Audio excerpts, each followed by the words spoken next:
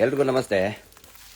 ನೋಡಿ, ನಿನ್ನೆ ಬೆಳಗ್ಗೆ 9 ಗಂಟೆಗೆ ಉಡುಪಿ ಜಿಲ್ಲೆ ಮತ್ತು ದಕ್ಷಿಣ ಕನ್ನಡ ಜಿಲ್ಲೆ ಎರಡು ಜಿಲ್ಲೆಯ ಪೊಲೀಸರು, ಅದರಲ್ಲಿ ಎಸ್ಪಿ ಸಮೇತ ಎಸ್ಪಿಗಳು, ಡಿಎಸ್ಪಿಗಳು ಎಲ್ಲರೂ ಬಂದು ಬರೀ 35(3) ಅಲ್ಲಿರುವ ಒಂದು ನೋಟಿಸನ್ನು ಜಾರಿ ಮಾಡ್ತೇವೆ ಅಂತ ಹೇಳಿ ಕಾನೂನು ಬಾಹಿರವಾಗಿ ಕೋರ್ಟ್ ಕಂಟೆಂಪ್ಟ್ ಮಾಡಿ ಮಹೇಶ್ ಶೆಟ್ಟಿ ತಿಮುರುಡಿ ಅವರನ್ನ ಅರೆಸ್ಟ್ ಮಾಡ್ಕೊಂಡು ಹೋಗಿದ್ದಾರೆ.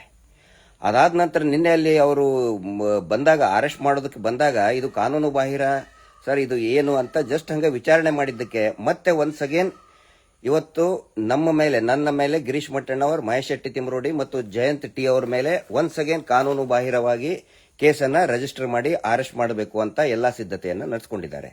ಇಲ್ಲಿ ಏನಾಗ್ತಾ ಇದೆ, ನಿನ್ನೆ ಇದ್ದಂತ ಬ್ರಹ್ಮಾವರದಲ್ಲಿ ಮಹೇಶ್ ಶೆಟ್ಟಿ ತಿಮುರುಡಿ ಅವರ ಪ್ರಕರಣ, BL ಸಂತೋಷ್ ಅವರು ಒಬ್ಬ ಸಂಘದ ಪ್ರಮುಖರಾಗಿ ಹಿಂದೂ ಹೆಣ್ಮಕ್ಕಳಿಗೆ ರಕ್ಷಣೆಗೆ ಬರಬೇಕಾಗಿತ್ತು, ಅದರ ಬದಲಾಗಿ ಅತ್ಯಾಚಾರಿಗಳ ಪರವಾಗಿ ಯಾಕೆ ನೀವು ನಿಂತ್ಕೊಂಡಿದ್ದೀರಿ ಅಂತ ಕೇಳಿದ್ದಕ್ಕೆ ಇನ್ಯಾರೋ ಥರ್ಡ್ ಪರ್ಸನ್, ಒಬ್ರು ಮೂರನೇ ವ್ಯಕ್ತಿ ಬ್ರಹ್ಮಾವರದಲ್ಲಿ ದೂರನ್ನ ದಾಖಲ ಮಾಡ್ತಾರೆ. ಠಾಣೆಗೆ ಅಪಿಯರ್ ಆಗೋದಕ್ಕೆ ಮಹೇಶ್ ಶೆಟ್ಟಿ ತಿಮುರುಡಿ ಅವ್ರಿಗೆ ಅವಕಾಶನೇ ಕೊಡಲ್ಲ. ಅವಕಾಶ ಕೊಡದೆ ಅವ್ರನ್ನ ಅರೆಸ್ಟ್ ಮಾಡ್ತಾರೆ. ಆದ್ರೆ ಇವ್ರು ಯಾವ ರೀತಿ ಸುಳ್ಳು ಸುದ್ದಿಗಳನ್ನು ಹಬ್ಬಿಸ್ತಾ ಇದ್ದಾರೆ ಅಂತ ಹೇಳಿದ್ರೆ, ಭೀಮಾನೇ ಸುಳ್ಳು, ಶವ ಹುತ್ತಿದ್ದೇ ಸುಳ್ಳು, ಅದಕ್ಕೆ ಅದು ತಪ್ಪಾಗಿದೆ, ಅದ್ರ ಸಲುವಾಗಿ ಅರೆಸ್ಟ್ ಮಾಡಿದ್ದಾರೆ, ಆ ರೀತಿ ಒಂದು ಸುಳ್ಳು ಸುದ್ದಿಗಳನ್ನು ಹಬ್ಬಿಸ್ತಾ ಇದ್ದಾರೆ. ಈಗೇನಾಗಿದೆ, ಇಡೀ ರಾಜ್ಯದಲ್ಲಿ ಈ ನಕಲಿ ದೇವಮಾನವನ ಸುಳ್ಳಿನ ಸಾಮ್ರಾಜ್ಯ ಸೃಷ್ಟಿಯಾಗಿಬಿಟ್ಟಿದೆ. ಈ ಟ್ರೋಲ್ ಪೇಜಸ್ಗಳನ್ನ ಎಲ್ಲರೂ ಕೂಡ ಖರೀದಿ ಮಾಡಿದ್ದಾರೆ, ದುಡ್ಡು ಕೊಟ್ಟಿದ್ದಾರೆ. ಯಾರು ನ್ಯಾಯಯುತವಾಗಿ ಮಾತಾಡ್ತಾ ಇದ್ದಾರೆ ಅವ್ರದ್ದು ಹೆದರಿಸಿ, ಅವರು ಹೆಂಡತಿ ಮಕ್ಕಳ ಕಡೆ ಹೆದರಿಸಿ, ಹೆದರಿಕೆ ಹಾಕಿ ಎಲ್ಲವನ್ನು ಕೂಡ ಸ್ಟಾಪ್ ಮಾಡಿದ್ದಾರೆ.